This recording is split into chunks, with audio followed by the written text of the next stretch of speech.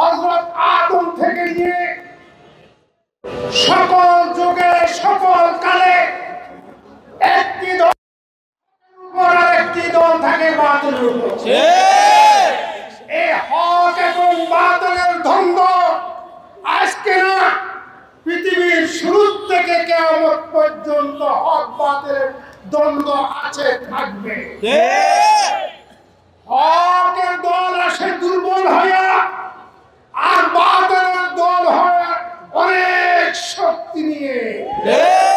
কিন্তু পরিশেষে দেখা যায় হক জয়ী হয়, বাতিল ধ্বংস হয়ে যায়।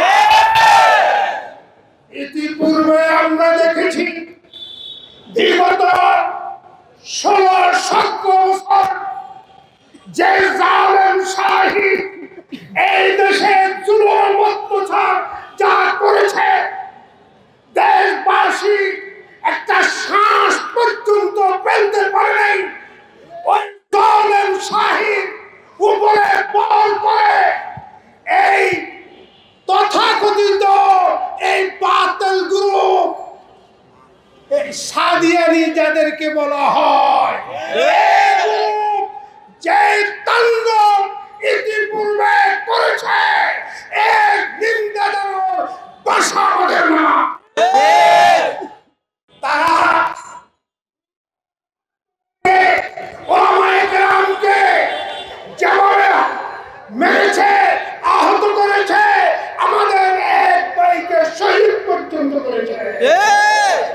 অতএব ওই দুঃশাসনের উপরে সওয়ার হয়ে এই আওয়ামী দুঃশাসনে প্রশ্রয়ে এই যাবৎ তারা যা করছে, এই দেশের তৌহিদি জনতা আর সামনে তাদের কোনো কিছু করতে দিবে না।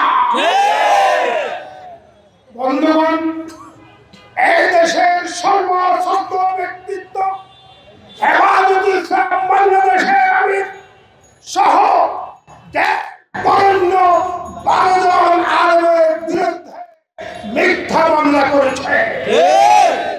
আমরা এই মিথ্যা মামলার তীব্র নিন্দা এবং প্রতিবাদ করছি।